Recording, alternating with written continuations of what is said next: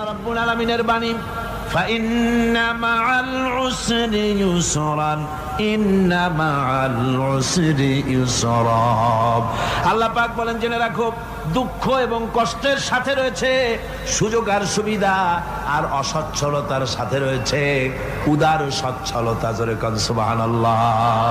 কাজে ভয় পাওয়ার কারণ নাই, হতাশ হওয়ার কারণ নাই। মন আশায় বুক বেঁধে রাখো। গুনাহ করেছো, হতাশ হয়েও না। যুবকদের গুনাহ করা স্বাভাবিক। ইউনিভার্সিটির ছাত্র, কলেজের ছাত্র, প্রফেসর, শিক্ষক, অফিসার ঘুষ খেয়েছেন, জিনা করা হয়েছে, মদ খাওয়া হয়েছে, মিথ্যা কথা বলা হয়েছে, যাই কিছু করেন না কেন ভয় পাওয়ার কারণ নাই, নিরাশ হওয়ার কোনো দরকার নাই। আল্লাহ পাক ডেকে বলেছেন, কুল ইয়া ইবাদিয়াল্লাযীনা আসরাফু আলা আনফুসিহিম লা তাকনাতু মির রাহমাতিল্লাহ। আরে আমার আল্লাহর মতো এত ভালো আর কেউ আছে? এত দরদ আর কারো আছে? আমার আল্লাহ বলেন, ও নবী, আপনি শোনায় দেন, হে আল্লাহর বান্দারা, তোমরা যারা নিজেদের উপরে বাড়াবাড়ি করেছো, নিজেদের উপরে জুলুম করেছো, অত্যাচার করেছো, আমি আল্লাহর রহমত থেকে নিরাশ হয়ে যেও না। মানুষ যদি অপরাধ করে, বাপের সাথে অপরাধ করেছে, মায়ের সাথে অপরাধ করেছে, মা বাবা সন্তানের চাইতে এত বড় কল্যাণকামী তো আর কেউ নাই, কিন্তু মা বাবা কোনোদিন বলে না, আয় আমার ছেলে তোরে মাফ করে দেই, এরকম বলে নাকি? মন চায় ছেলে যদি মাপ চাইতো, খুশি হয়ে মাফ করে দিতাম, কিন্তু কেন যে আসে না, ডাকে না যে আয় মাফ করে দেই। মা বাপ আপনাকে এত ভালোবাসে, সেই মা বাপও আপনাকে বলে না যে আয় মাফ করে দেই। আমার আল্লাহ হচ্ছেন এমন আল্লাহ, আল্লাহ রাব্বুল আলামিন ডাকেন, এ বান্দা, খুন করেছিস ফিরে আয়, জিনা করেছিস ফিরে আয়, হত্যা করেছিস ফিরে আয়, চুরি করেছিস ফিরে আয়, কুফরি করেছিস ফিরে আয়, সুদ খেয়েছিস, ঘুষ খেয়েছিস, মদ খেয়েছিস ফিরে আয়, এসে আমার দরবারে চোখের পানি ফেল, আমার দরবারে কাঁদাকাটি কর। ইন্নাল্লাহা ইয়াগফিরুয যুনুবা জামিআ ইন্নাহু হুয়াল গফুরুর রহিম। আমার দরবারে চোখের পানি ফেলে কান, আমি রব্বুল আলামিন জিন্দেগীর গুনাহ মাফ করে দেব। সুবহানাল্লাহ কোন, সুবহানাল্লাহ কোন। আমার কাছে কান, চোখের পানি ফেল। আল্লাহ রাব্বুল আলামিনের কাছে বান্দার দুইটা ফোঁটা বেশি প্রিয়। একটা হলো জিহাদের ময়দানে যে রক্ত ফোঁটা দেওয়া হয়, এটা আল্লাহর কাছে প্রিয়। আর আল্লাহর ভয়তে গুনার জন্য লজ্জা করে, অনুশোচনা করে বান্দা যখন চোখের পানি ছেড়ে দেয়, আল্লাহর কাছে এটা অত্যন্ত প্রিয়। নবীজি বলেছেন, বান্দা যখন গুনার ভয়তে, আল্লাহর ভয়তে, জাহান্নামের ভয়তে অনুশোচনা করে যখন চোখ দিয়া পানি ছেড়ে দেয়, ওই চোখের পানি নাকের অর্ধেক আসতে না আসতে আল্লাহ রাব্বুল আলামিন বান্দারে মাফ করে দেন। আল্লাহ বরদাস্ত করতে পারেন না যে বান্দা কান্দু। আমার ভাইরা, আল্লাহ রহমত এই পৃথিবীতে, আল্লাহ রহমতকে 100 ভাগ করা হয়েছে। আল্লাহ রহমতের কত ভাগ? এই 100 ভাগের 1 ভাগ সারা পৃথিবীতে ছড়াই দেওয়া হয়েছে। আর 99 ভাগ কার কাছে? আল্লাহর কাছে। একটা ভাগ দুনিয়া ছড়ানো হয়েছে আদম আলাইহিস সালাম থেকে নিয়ে এই পর্যন্ত, এখান থেকে নিয়ে কিয়ামত পর্যন্ত পৃথিবীতে যত মানুষ আসবে, যত প্রাণী আসবে, তাদের মধ্যে প্রাণী জগতেও গাভী তার বাছুরকে ভালোবাসে, ঠিক কিনা? হাতি তার বাচ্চাকে ভালোবাসে, ঠিক কিনা? মুরগি তার বাচ্চাকে ভালোবাসে কিনা? প্রত্যেক মাই তার সন্তানকে ভালোবাসে মানুষের মতো। এই ভালোবাসা, স্নেহ, এই মমতা, এই করুণা, এই মহব্বত একটা ভাগ দুনিয়ায় দেওয়ার পর আপনি আর আমি যতটুকুন ভাগে পেয়েছি সেই মহব্বতে, স্ত্রীর মহব্বতে অস্থির, মায়ের মহব্বতে অস্থির, সন্তানের মহব্বতে অস্থির। এখন চিন্তা করেন, একটা ভাগ সারা পৃথিবীতে বিতরণ করার পর যেটুক পেয়েছি তাতে যদি এত মহব্বত হয়, তাহলে এর 99 ভাগ মহব্বত যে আল্লাহর কাছে জমা আছে, এই বান্দার জন্য তার কত মহব্বত, এই বান্দার জন্য কত করুণা তার, কত মহব্বত তার, কত দয়া তার। এজন্য আল্লাহ রাব্বুল আলামিন বলেছেন, নাব্বি ইবাদি আন্নী আনাল গফুরুর রহিম। ও আমার নবী, সুসংবাদ দিয়ে দাও, বান্দাদেরকে শোনায় দাও যে আমি আল্লাহ তাআলা ক্ষমাশীল আর দয়াবান। হুজুর কাঁদতেছিলেন, হযরত ওমর রাদিয়াল্লাহু তাআলা আনহু এসে দেখেন হুজুর একা কাঁদতেছে। হুজুর জিজ্ঞেস করছেন, হযরত ওমর জিজ্ঞেস করলেন, হুজুর আপনি কাঁদেন কেন একা একা? হযরত ওমর বলেন, আমি যখন প্রশ্ন করলাম নবীজি বললেন, আমার কাছে কিছু আগে জিবরাইল এসেছিলেন, জিবরাইল এসে আমাকে বললেন আল্লাহ পাক বলেছেন, হে আমার নবী, ইসলামের ভিতরে থেকে যে সমস্ত মানুষগুলো ইসলামের ভিতরে থেকে চুল আর দাড়ি পাকায় দিছে, কিয়ামতের দিন এই লোকগুলারে আমি শাস্তি দিতে আমার শরম হবে। হযরত ওমর বলেন, হুজুর উম্মতের জন্য কত বড় খোশ খবর এটা, আর আপনি কাঁদতেছেন। হুজুর বলেন, ওমর তুমি জানো না আমার কান্নার কারণ ভিন্ন। আমার কান্নার কারণ হলো যে আল্লাহ রাব্বুল আলামিন কিয়ামতের দিন দাড়ি চুল পাকা বান্দারে শাস্তি দিতে শরম করবেন। সেই দাড়ি চুল পাকা বান্দাগুলি আল্লাহর সাথে নাফরমানি করতে শরম করে না। আমি এই লজ্জায় কাঁদতেছি।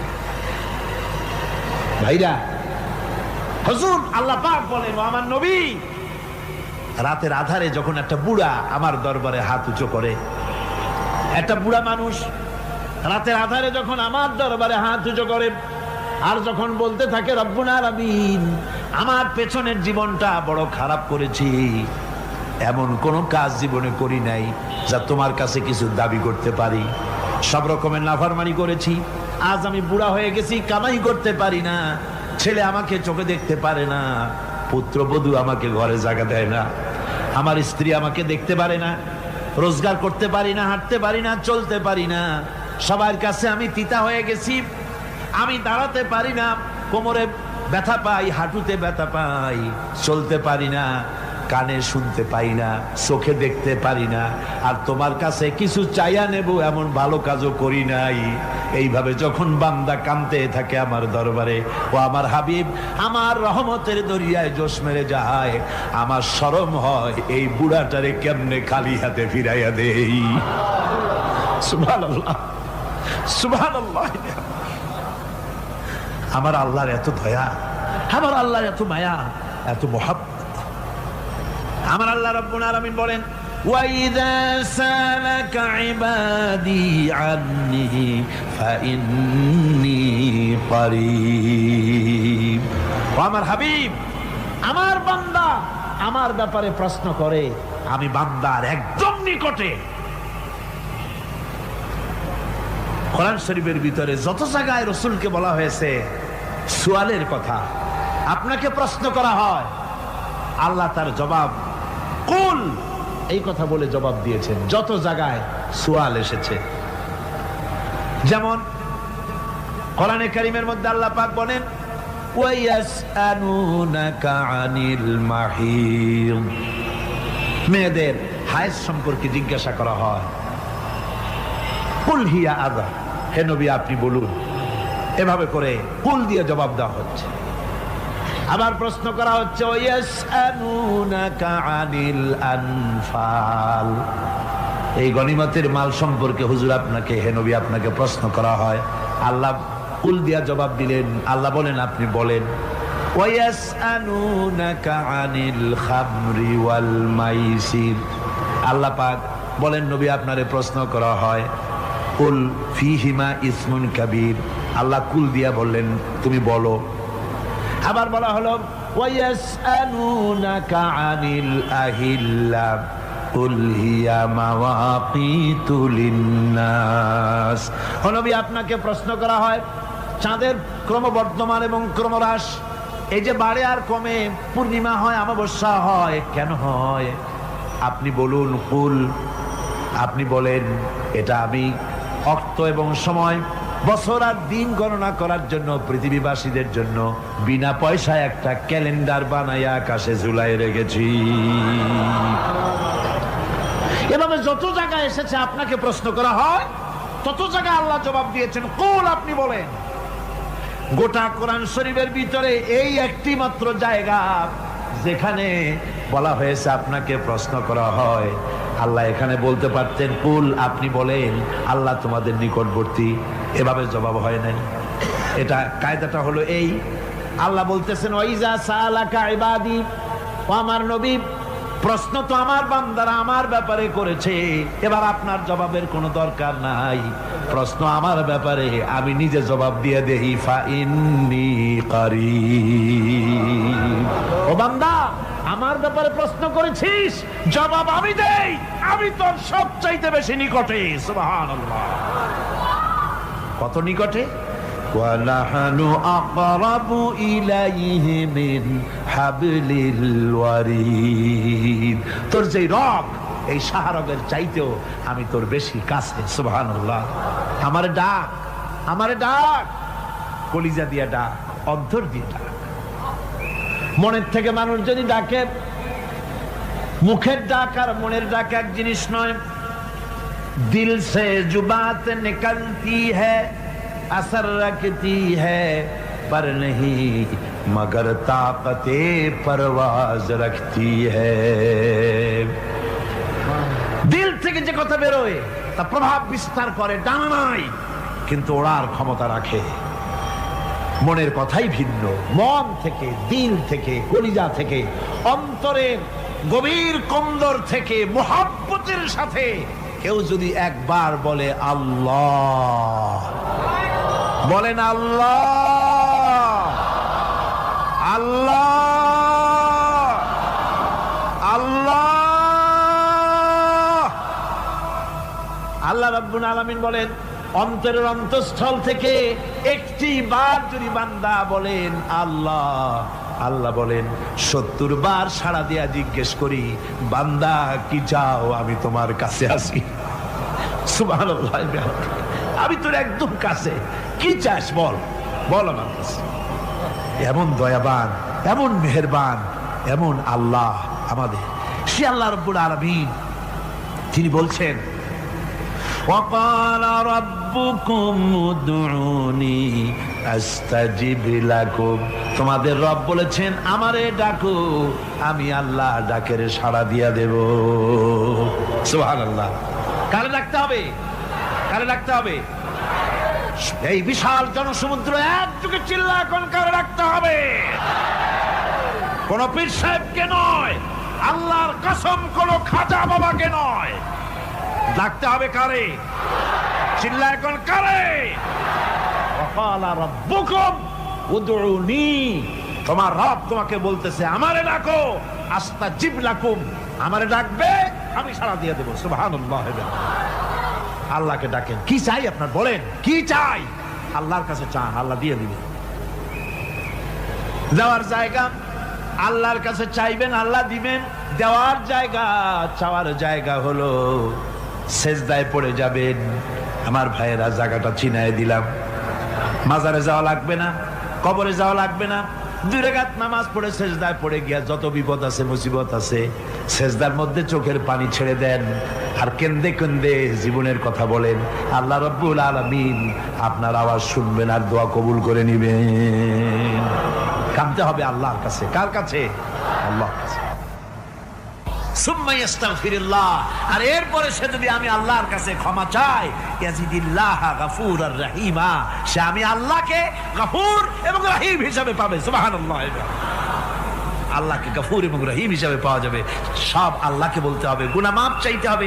এই জন্য হুজুর সাল্লাল্লাহু আলাইহি ওয়াসাল্লাম দৈনিক 100 বার তওবা পড়তেন। কোন হাদিসে আছে 70 বার, কোন হাদিসে আছে 100 বার তওবা পড়তেন।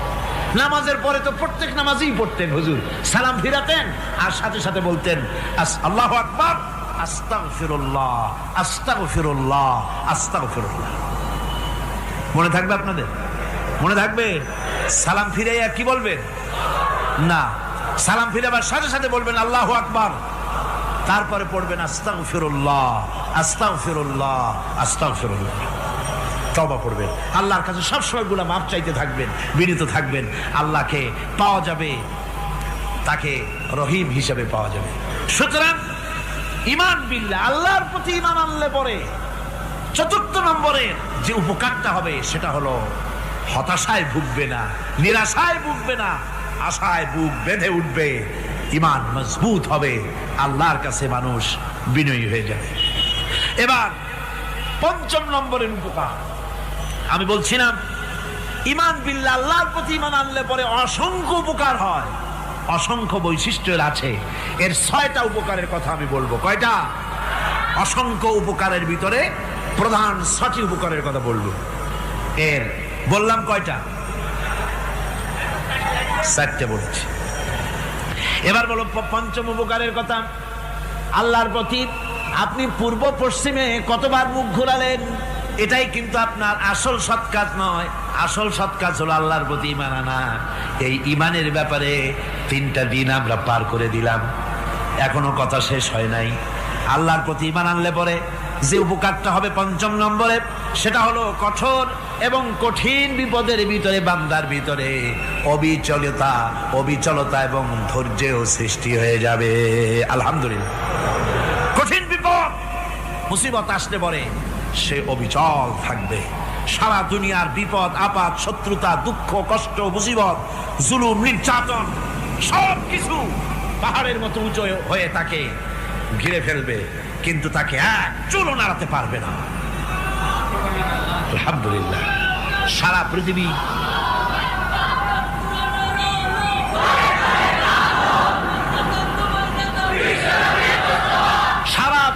একদিকে আর সে একা একদিকে থাকবে। বিরোধিতা তো হবেই, বিপদ তো আসবেই। কবি বলতেছেন, সাথে জাকা রহা হ্যায় अज़ल से ता इमरोज, सतेजा का रहा है अज़ल से ता इमरोज, चरागे मुस्तफावी से शरारे बुलाबीस। সে আবহমান কাল থেকে শুরু করে মুস্তাফা সাল্লাল্লাহু আলাইহি ওয়াসাল্লামের দীপ শিখার সাথে আবু জাহেল, আবু লাহাবের অগ্নিস্ফুলিঙ্গের টক্কর লেগেই আছে। রাসূলুল্লাহর আল্লাহর দেওয়া এই বিধান, এই দ্বীনের বাতিটা টিম টিম করে চলেছে। আর গোরকি, টর্নেডো, হাজার হাজার মাইল বেগে হ্যারিকেন এসেছে, গোরকি এসেছে, টর্নেডো এসেছে, টাইফুন এসেছে, কিন্তু এই আলো নিবাইতে পারে নাই। সুবহানাল্লাহ। এই আলো নিবাতে পারে নাই। এই শত্রুতা চিরকালের, নিবাতে পারবে না। কারণ হচ্ছে আল্লাহ রাব্বুল আলামিন বলেছেন, ইউরিদুনা লিয়ুতফিউ নূরাল্লাহি বিআফওয়াহিহিম ওয়াল্লাহু মুতিম্মু নূরিহি ওয়ালাউ কারিহাল কাফিরুন। ওরা চায় মুখের ফু দিয়ে আমার আলোকে নিভিয়ে দেবে, কিন্তু আমি আমার আলোকে পূর্ণতা দান করব। তাতে কাফের বেঈমানদের কলজায় যত জ্বালা যন্ত্রণা হোক, আমার দ্বীন কেউ মিটাই দিতে পারবে না। সুবহানাল্লাহ। সুতরাং বিপদে অবিচলতা আসবে, সে অটল হবে, মজবুত হবে। কোরআনে কারীম বলতেছে, ওয়া কাযালিকা জাআলনা লিকুল্লি নাবিয়্যিন আদুওয়াম মিনাল মুজরিমিন। এই পৃথিবীতে এমনি করে আমি সকল নবীদের শত্রু বানিয়েছি, সব পাপিষ্ঠ অপরাধীদেরকে। নবীদের সাথে বিরোধিতা করেছে কারা? পাপিষ্ঠরা, অপরাধীরা। আজও খুঁজে দেখেন, আজও ইসলামী আন্দোলনের বিরোধিতা যারা করে সবগুলি কি? পাপিষ্ঠ। সত্য কিনা কর? ইসলামী আন্দোলনের বিরোধিতা যারা করে, হিসাব করে, চোখ দিয়ে তাকায় দেখেন, খুঁজে দেখেন তাদের নামগুলি। মদখোর, জিনাকার, বদমাশ, চোর, হাইজাকার, বেনামাজি, লুটেরা, মিথ্যাবাদী, সবচাইতে সমাজের নিকৃষ্ট লোকগুলি ইসলামের বিরুদ্ধে।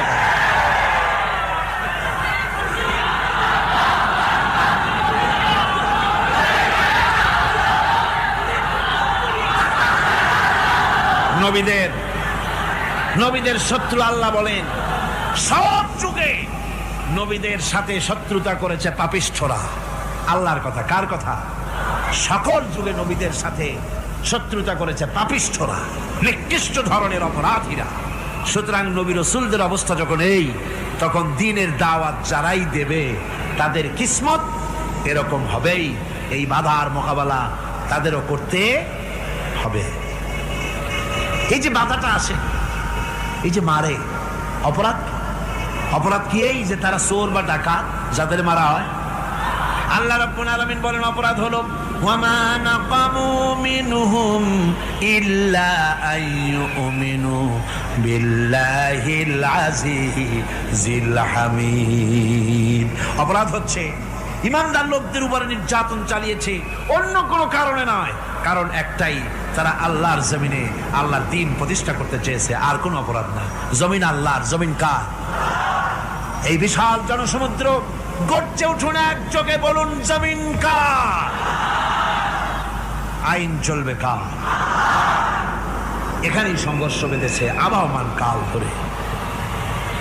মানুষ অত্যাচারিত হয়েছে, সাহাবায়ে কেরাম অত্যাচারিত হয়েছেন।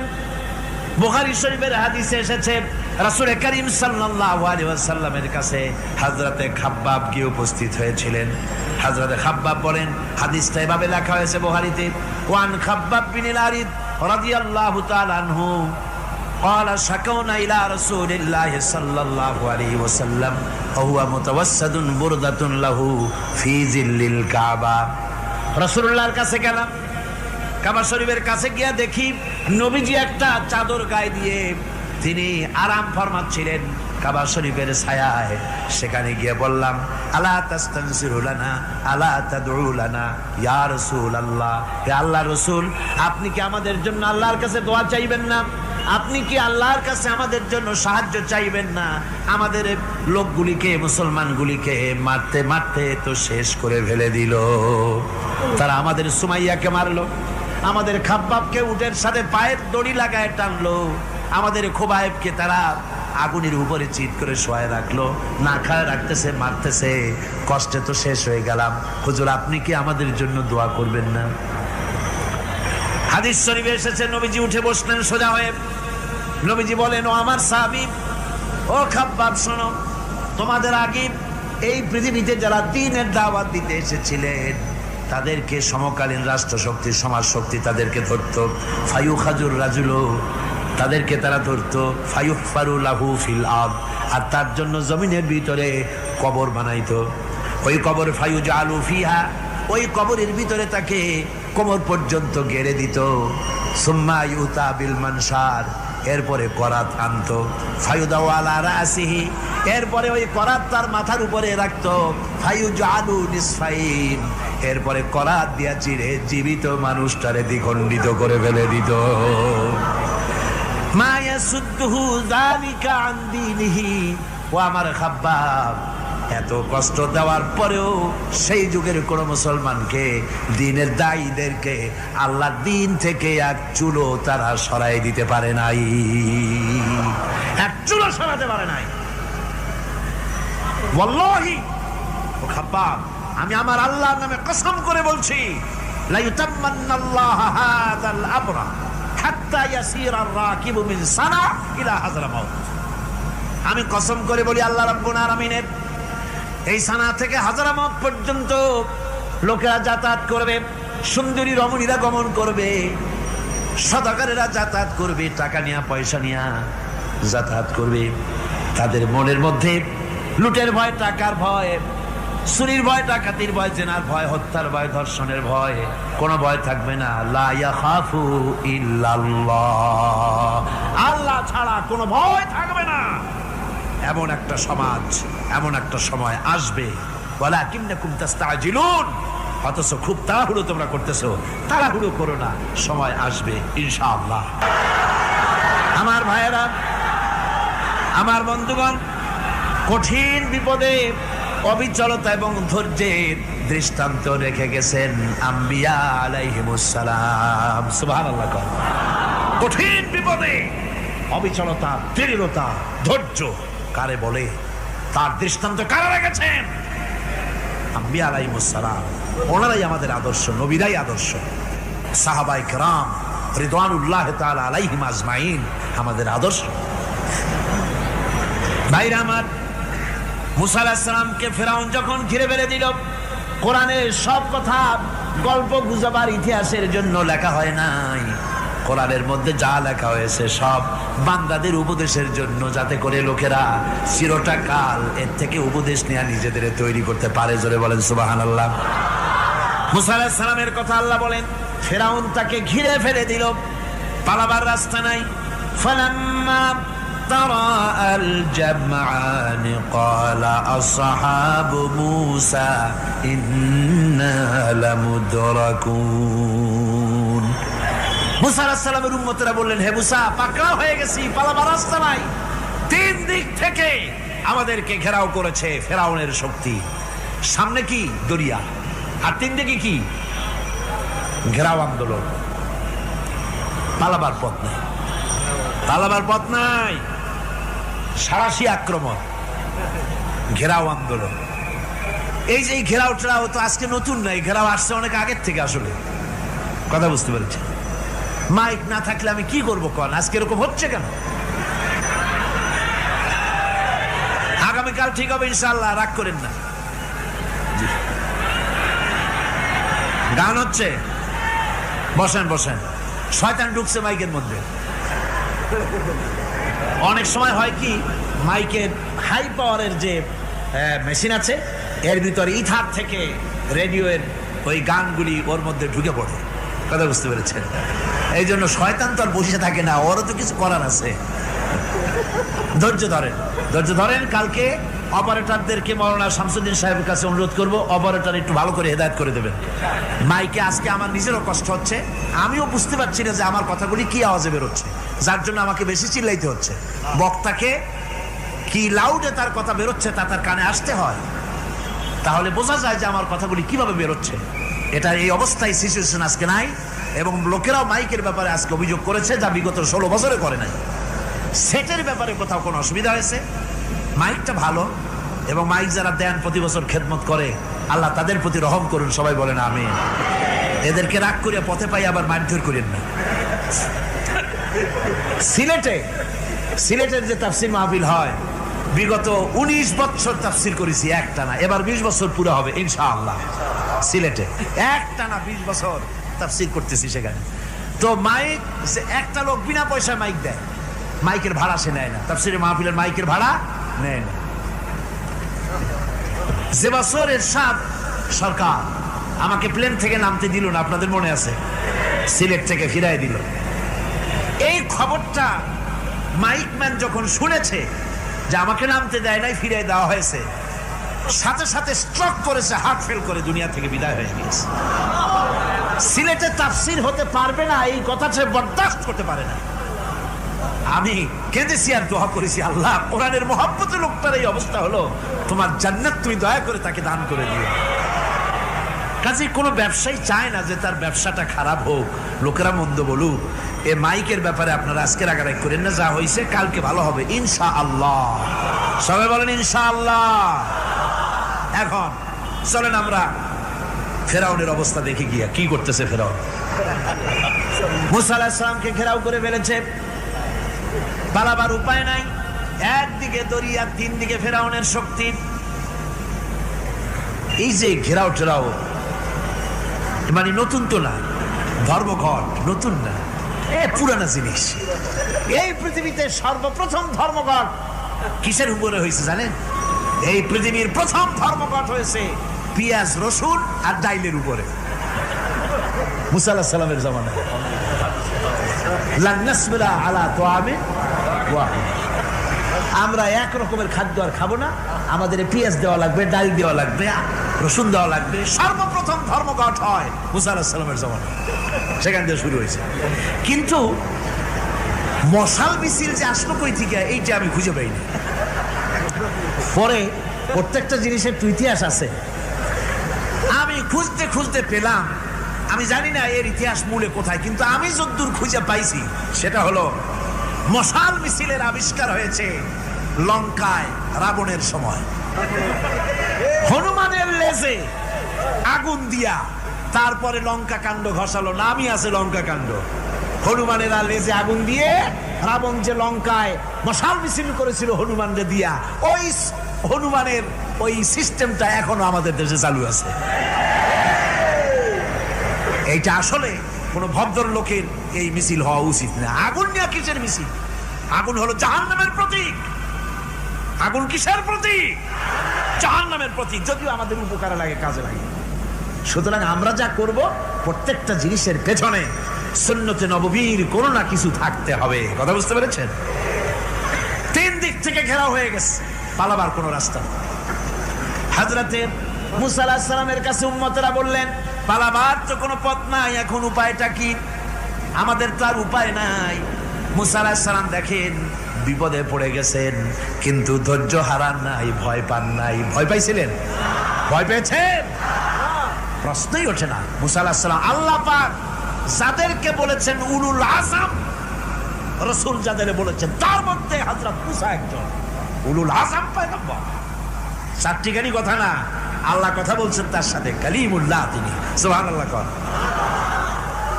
মুসা আলাইহিস সালাম শোনালেন, কাল্লা ইন্না মাইয়া রাব্বি সায়াহদিন। কখনো নয়, আমার উম্মতেরা ভয় পেও না, আমার রব অবশ্যই আমাকে পথ দেখাবে। সুবহানাল্লাহ। তিন দিক থেকে শত্রু, একদিকে দরিয়া, পালাবার কোন রাস্তা নাই। সেখানে দৃঢ়তার সাথে তিনি বলছেন, অবশ্যই আমার আল্লাহ আমারে পথ দেখাবে। সুবহানাল্লাহ। নবীরা এই দৃঢ়তা দেখিয়েছেন, অবিচলতা দেখাইছেন। আল্লাহ পাক মুসা আলাইহিস সালাম যখন এই দৃঢ়তা দেখালেন, এই অবিচলতা দেখালেন, সঙ্গে সঙ্গে জিবরাইল এসে হাজির হয়ে গেলেন। আল্লাহ পাক বলেন, ফাআওহাইনা ইলা মূসা আন আদরিব বিআসাকাল বাহরা ফানফালাকা ফাকানা কুল্লু ফিরকিন কাত্তাউদিল আযীম। মুসা আলাইহিস সালামকে আমি ওহী নাযিল করলাম, তাকে বললাম হাতে যে লাঠি আছে এই লাঠি দিয়ে আঘাত করো দরিয়ার উপরে। দরিয়ার উপরে আঘাত করলেন, একটা রাস্তা হয় নাই, 12টা রাস্তা তৈরি হয়ে গেল। আর দেওয়ালগুলা পাহাড়ের মতো উঁচা হয়ে গেল। দরিয়ার ভিতরে পাহাড়ের মতো উঁচা, মজবুত 12টা রাস্তা। এবার মুসা আলাইহিস সালাম তার দলবল নিয়ে চললেন। আল্লাহ রাব্বুল আলামিন বলেন, ওয়া আনজাইনা মূসা ওয়া মান মাআহু আজমাইন। মুসা এবং তার সাথী সঙ্গীদেরকে আমি পার করে দিলাম। মুসা আলাইহিস সালাম এবং তার সাথী সঙ্গী নিয়ে যখন দরিয়ার মাঝখানে আসছে, ফেরাউন তার দলবল নিয়ে এসে গেছে। আসে দেখে নদীর মধ্যে রাস্তা। বাবা, খুব তো কায়দা। ও মনে করছে ওর বাজানের তৈরি করা ডিস্ট্রিক্ট বোর্ডের রাস্তা। ওর লোকজন নিয়ে নেমে গেছে দরিয়ার ভিতরে। ও আসছে মাঝখানে, মুসা আলাইহিস সালাম চলে গেছেন ওপার, দরিয়া পার। মাঝখানে যখন এসে গেল, আল্লাহ রাব্বুল আলামিন পানিকে অর্ডার করলেন কুন। আল্লাহর তো বটন টেপা লাগে না, মুখ দিয়া কোনো হুকুম করা লাগে না, শুধু বলেন কুন। যে ব্যাপারে কুন বলেন ফায়াকুন, সাথে সাথে হয়ে যায়। আল্লাহ বললেন কুন, আর অমনি রাস্তা বন্ধ হয়ে গেল। এবার তুফান শুরু হয়েছে নদীতে, ঢেউয়ের উপরে ঢেউ, মৌজুন কাল জিবাল, পাহাড়ের মতো উঁচু হয়ে হয়ে ঢেউ আসতেছে। দলবল ঘোড়া আর অস্ত্রপাতি যা ছিল সব মরিয়া শেষ।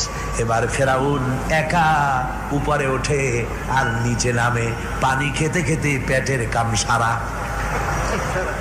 জনমের খাওয়া খাইছে পানি, এখন জান যায়। বাঁচবার আর উপায় নাই, বাঁচবার আর উপায় নাই। ফেরাউন তার নিজের জীবন সম্পর্কে হতাশ হয়ে গেল। এবার ফেরাউন বলতেছে, আমানতু আন্নাহু লা ইলাহা ইল্লাল্লাযী আমানাত বিহি বানু ইসরাঈল। আমি ঈমান আনলাম, আমি ঈমান আনলাম আল্লাহ ছাড়া কোনো ইলাহা নাই। ওই আল্লাহর উপর ঈমান আনলাম যে আল্লাহর উপরে ঈমান এনেছে বনি ইসরাঈলেরা। আল্লাহ যাতে ঠিক পাইছে কোন আল্লাহর উপর ঈমান আনছে। বনি ইসরাঈল আল্লাহর উপর ঈমান আনলাম।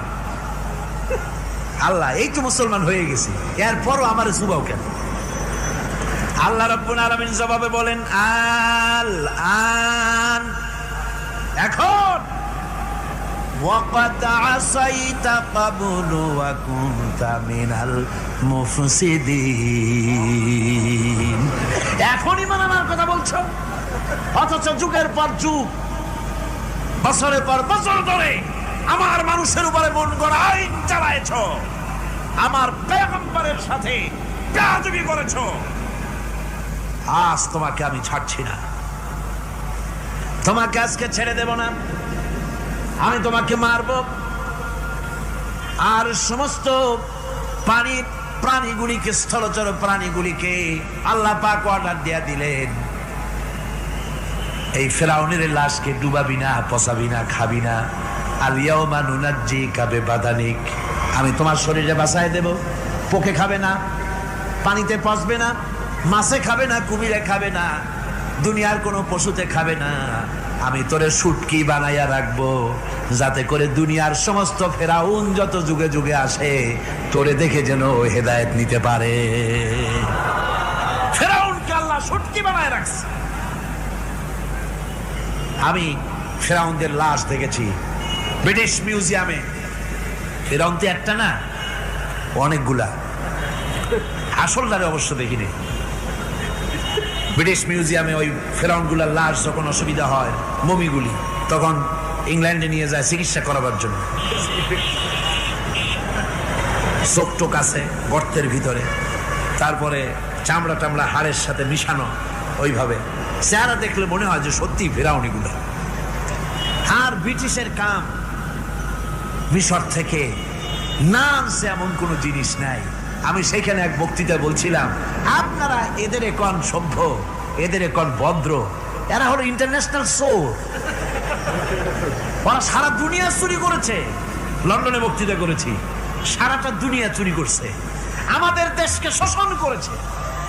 এই বিশাল ভূভাগকে শোষণ করে ইংল্যান্ডের দ্বীপটাকে তারা সাজাইছে। তারা ময়ূর সিংহাসনের, শাহজাহানের ময়ূর সিংহাসনের ময়ূরের বাম চোখে কোহিনূর মণি লাগাইছিলেন, শাহজাহান ময়ূরের ডান চোখে কোহিনূর মণি লাগায় নাই। কোহিনূর মণির অনেক দাম, আমি দেখে এসেছি মণি, এখন সেটা কুইন এলিজাবেথের মুকুটের শোভা পাচ্ছে।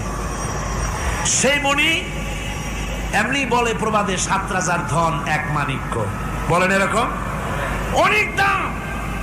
শাহজাহান দেখালেন, আমি মুসলমান, আমার কাছে এটার দাম নাই, এই জন্য ময়ূরের ডান চোখে লাগালাম না, বাম চোখে লাগাই দিলাম।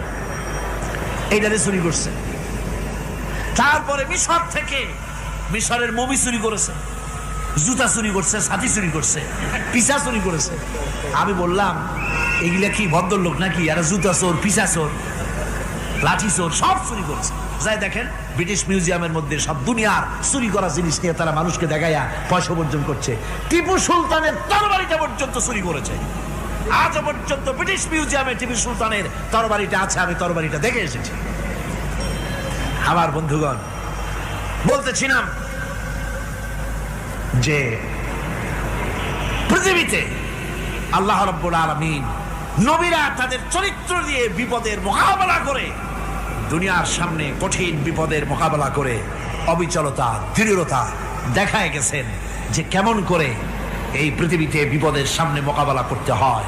ধৈর্য ধরতে হবে, বিপদ আসবে পাহাড় সমান হয়ে, আপনাকে ধৈর্য ধারণ করতে হবে সেভাবে বুক বেঁধে। যেহেতু এটা যদি বিশ্বাস হয় যে আমার কিসমতে যা আছে তার থেকে বেশি কিছু হবে না, তাহলেই আপনার ধৈর্য আসবে, ভয় পাবেন না। কথা ঠিক কিনা কন? এবারে হযরত হুদ আলাইহিস সালাম সম্পর্কে আল্লাহ রাব্বুল আলামিন বলেন, হযরতে হুদকে যখন ষড়যন্ত্র হলো, কাফির বেঈমানেরা তাকে মেরে ফেলার জন্য যখন সরকারি ষড়যন্ত্রে লিপ্ত হয়ে গেল, হযরতে হুদ সমাজের এই চ্যালেঞ্জের মোকাবেলা করলেন। হযরত হুদ বলেন, ফাকিদুনি জামিআন সুম্মা লা তুনজিরুন ইন্নী তাওয়াক্কালতু আলাল্লাহি রাব্বি ওয়া রাব্বি রাব্বিকুম। আমি তোমরা তোমাদের ষড়যন্ত্র আমার বিরুদ্ধে যত পারো আমার বিরুদ্ধে ষড়যন্ত্র চালাও, এতটুকুন আমার অবকাশ দিও না।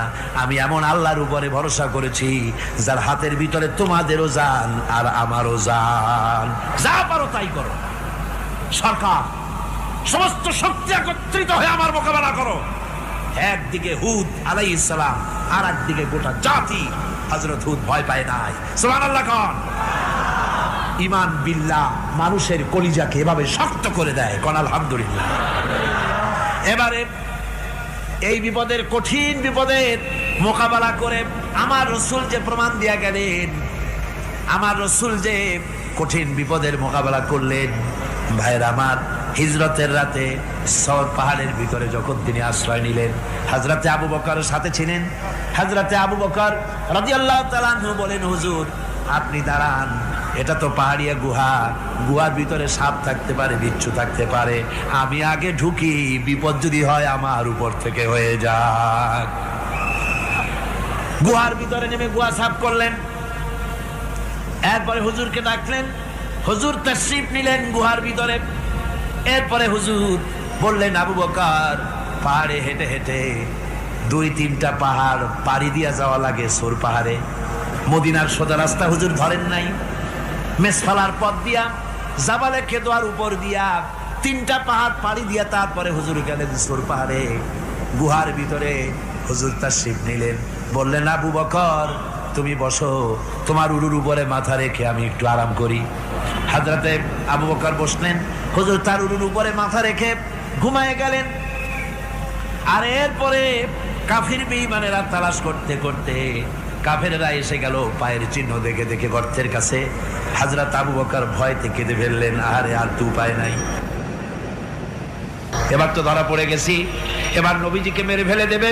নবীর মহব্বতে, নিজের মহব্বতে নয়, নবীর মহব্বতে কাঁদতেছিলেন।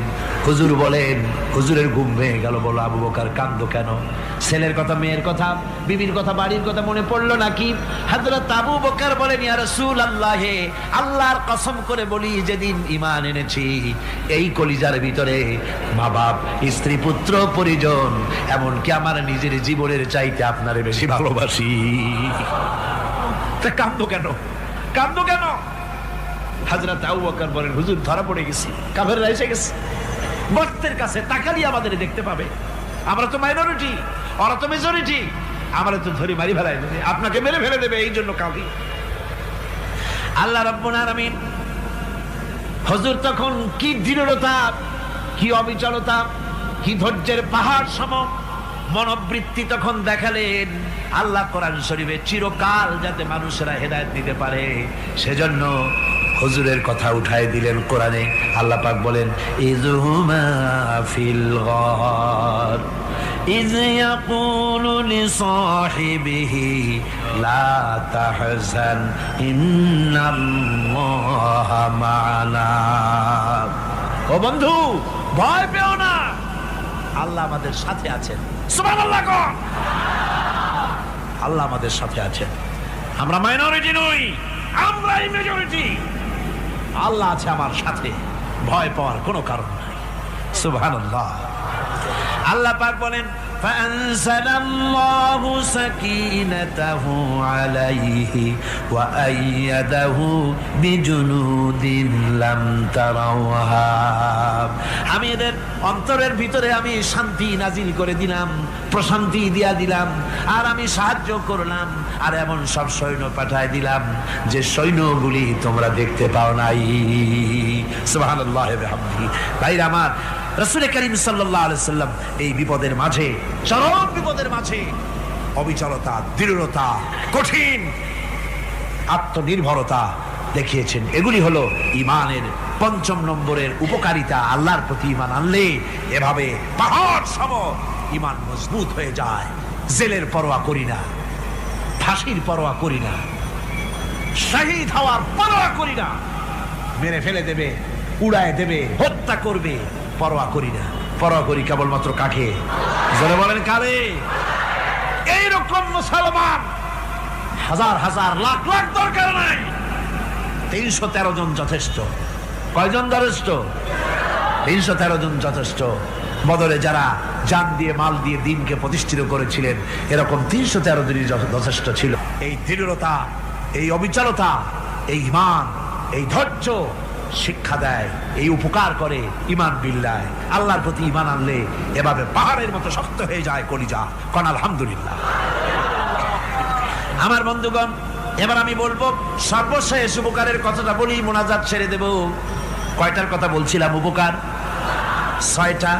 6টা উপকারের কথা বলেছি। অনেকগুলি বৈশিষ্ট্য, অনেকগুলি উপকারের মধ্যে আল্লাহর প্রতি ঈমানের 6টা উপকারের কথা 5টা বলা হয়ে গেছে। এবার 6ষ্ঠ নম্বর এবং শেষ নম্বর, এটা হচ্ছে আল্লাহর প্রতি ঈমান আনলে পরে তার দ্বারা সবচাইতে বেশি ফায়দা পায় সমাজ এবং রাষ্ট্র। কোন আলহামদুলিল্লাহ, কোন আলহামদুলিল্লাহ। আল্লাহর প্রতি ঈমানের দ্বারা নৈতিক সংশোধন হয় এবং রাষ্ট্র আর সমাজ সবচাইতে বেশি উপকৃত হয়। কারণ হলো ঈমানদার ব্যক্তি আল্লাহর প্রতি যে ঈমান এনেছে, তার মনের মধ্যে ধারণা এটা হয়, আমার কোনো কাজ তো গোপন থাকে না। ইন্নাল্লাহা লা ইয়াখফা আলাইহি শাইউন ফিল আরদি ওয়ালা ফিস সামা। আল্লাহর কাছে গোপন বলতে কিছু নাই, আকাশেও নাই, জমিনেও নাই, কোনো কিছু গোপন নাই। সুতরাং আমি যা করি সব আল্লাহ দেখেন এবং শোনেন। এমনকি মানুষ যে কল্পনা করে, সে কল্পনাও আল্লাহ টের পায় না, নাকি টের পায় কিনা? ওয়াইন তুবদু মিন আনফুসিকুম আও তুখফুহু ইউহাসিবুকুম বিহিল্লাহ। মনের ভিতরে যে কল্পনা করো, আল্লাহ পাক বলেন এ কল্পনারও হিসাব আমি রব্বুল আলামিন তোমার কাছ থেকে নেব। ফায়ুআযযিবু মান ইয়াশাউ, যারে খুশি শাস্তি দেব আর যারে খুশি আমি maaf করে দেব। জোরে বলেন সুবহানাল্লাহ। ফায়াগফিরু লিমান ইয়াশা ওয়া ইউআযযিবু মান ইয়াশা, যারে খুশি maaf করব, যারে খুশি শাস্তি দেব, কল্পনারও হিসাব নেব। এই কথা মুমিনের যদি জানা থাকে, তাহলে আর তার কোনো চিন্তা থাকে না, তার নৈতিক চরিত্র ভালো হয়ে যায়। কোন সুবহানাল্লাহ। আমার বন্ধুগণ, ঈমানদার লোক, আল্লাহর প্রতি ঈমান আসলে পরে সমাজ উপকৃত হয়, রাষ্ট্র উপকৃত হয়ে যায়।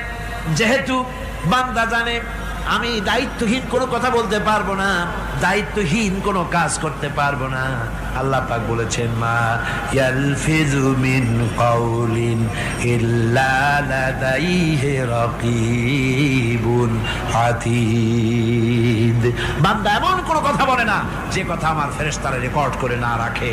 কাজী মুমিন ব্যক্তি আল্লাহর ভয়তে দায়িত্বহীন কথা বলবে না। নির্বাচন আসতে পরে রাস্তা সোনা দিয়ে বান্ধায় দেব, এই করব সেই করব, না খাইয়া কেউ মরবেন না। আসে না নির্বাচনের সময় সেরাগালি বদনারা মঞ্চে দাঁড়িয়ে কত বড় বক্তৃতা করে, ভাইয়ের আমার, বোনের আমার, এবার আমার বোতল মার্কা বাক্স, আপনারা আমাকে ভোট দিয়ে দেশ এবং জাতির আরেকবার 12:30 বাজাইবার সুযোগ দিন। এবার ক্ষমতায় গেলে কেউ না খাইয়া মরবেন না, কিন্তু কি খাইয়া মরবে তাও বলে না। এর মারফতি অর্থ হচ্ছে এই, ওরা যদি ক্ষমতায় যেতে পারে তাহলে বিষ খাইয়া হোক, গুলি খাইয়া হোক, কিছু না কিছু খেয়ে মরতে হবে। একেবারে খালি পেটে মরলে গ্যাস্ট্রিক হওয়ার সম্ভাবনা আছে। ঈমান বিল্লাহ যদি না থাকে, আল্লাহর ভয় যদি না থাকে, তাহলে দায়িত্বহীন কথা বলে। আর আল্লাহর ভয় যদি থাকে, তাহলে নৈতিকতার সংশোধন হয়ে যায়, দায়িত্বপূর্ণ কথা বলে, মানুষকে ফাঁকি দেয় না। আমার বন্ধুগণ, আল্লাহ রাব্বুল আলামিন তার বান্দা যারা আল্লাহকে ভয় করে, সে ভয় করা বান্দাগুলির মনের মধ্যেই চিন্তা এসে যায়, আমি যেখানে থাকি না কেন আল্লাহ আমাকে দেখতেছেন, শুনতেছেন, রাতে হোক দিনে হোক, যেখানে আছি আল্লাহ আমারে দেখতেছেন। আল্লাহ পাক বলতেছেন, ওয়া হুয়া মাআহুম ইজ ইউবাইতুনা মা লা ইয়ারদা মিনাল কওলি ওয়া কানা আল্লাহু বিমা ইয়ামালুনা মুহীতা। আল্লাহ পাক বলেন, আমি তো আমার বান্দার নিকটে তখনও থাকি যখন সে গোপনে গোপনে রাতের বেলায় আমার মর্জির খেলাফ পরামর্শ করে। আমার মর্জির খেলাফ পরামর্শ করতেছে রাত্রে, আমি তো তখনও কাছে থাকি, ওটা আমি শুনি। ঈমান যদি আসে তাহলে এই সব কাজ থেকে সে বিরত থাকে। সে যদি কম হয় সেখানেও আল্লাহ, বেশিও যদি হয় সেখানেও আল্লাহ। এমন কোন জায়গা আছে নাকি চিটাগংয়ে যেখানে আপনি একটা আকাম করবেন আর আল্লাহ টের পাবে না? কোন আছে নাকি? আচ্ছা চট্টগ্রামে না থাকুক, বাংলাদেশের কোন জায়গা আছে নাকি? পার্বত্য চট্টগ্রামে যত পাহাড় আছে, উঁচু নিচে জায়গা আছে, ওই জায়গায় বোধহয় আছে নাকি? সারা পৃথিবীতে আছে কোথাও? আল্লাহকে ফাঁকি দেওয়ার জায়গা কোথাও? সব স্পষ্ট। আল্লাহ কি ঘুমায় নাকি? ঘুমায়? তার কাছে দিনও যায় রাতও তাই, সমানে তিনি দেখতে পান, শুনতে পান, সবকিছু দেখতে পান, সবকিছু শুনতে পান। তাকে ফাঁকি দেওয়ার কোনো উপায় না। এই জন্য ৬ষ্ঠ নম্বরের উপকার যেটা হয় সেটা হলো সমাজ উপকৃত হয় ওই মানুষ দিয়ে যার মধ্যে ঈমান আছে। হযরত ওমর রাদিয়াল্লাহু তাআলা আনহু রাতের আধারে শেষ রাত্রে ঘুরতেছিলেন, দেখেন এক বাড়িতে কথা হচ্ছে, কথাবার্তার আওয়াজ পাওয়া যায়। মনে করলেন কোনো অসুখ বিসুখ নাকি। ঘরে গিয়ে কান পাচ্ছেন দেওয়ালের সাথে, শুনতে পাচ্ছেন ভিতরে বুড়ি মা তার মেয়েকে বলছে, এই মেয়ে ওঠ, উঠের দুধ দোয়াই নিয়ে আসছি, এর মধ্যে পানি মিশা, তারপর সকালে বাজারে নিয়ে যা। মেয়ে বলছে, মা এই কামটা আমি পারবো না। কেন পারবি না? হযরত ওমর ফরমান জারি করেছেন, দুধে পানি মিশাতে নিষেধ করেছেন, কাজে এই কাজটা আমি পারবো না। আরে বেটি, আমিরুল মুমিনিন দেখ এখন কোথায় যায়, ঘুমায় আছে, সে কি দেখতেছে নাকি যে পানি মিশাই না কি মিশাই? মেয়ে বলতেছে, মা আমিরুল মুমিনিনকে ফাঁকি দেওয়া যেতে পারে, তার পুলিশ বাহিনীকে ফাঁকি দেওয়া যেতে পারে, কিন্তু আল্লাহ রাব্বুল আলামিনের চোখকে ফাঁকি দেওয়া যাবে না। হযরত ওমর এই কথা শুনে বাড়ি চলে গেলেন আর নিজের ছেলেকে ডেকে বললেন, ছেলে আমার, অমুক জায়গায় একটা বাড়ি আছে, সেখানে একটা যুবতী মেয়ে আছে, ওই মেয়েটার বিয়ে হয়েছে কিনা শোনো, যদি বিবাহ না হয়ে থাকে তুমি তোমার নিজের বিয়ের প্রস্তাব দাও। আমিরুল মুমিনিন এই মেয়েটা সুন্দরী কেমন, স্বাস্থ্য কেমন কিছুই দেখলেন না, দেখলেন তাকওয়া। কি দেখলেন? আল্লাহর ভয়। আল্লাহর ভয় যখন একটা জাতির মধ্যে আসে, পুলিশ লাগে না, পুলিশের কাজ কমে যায়।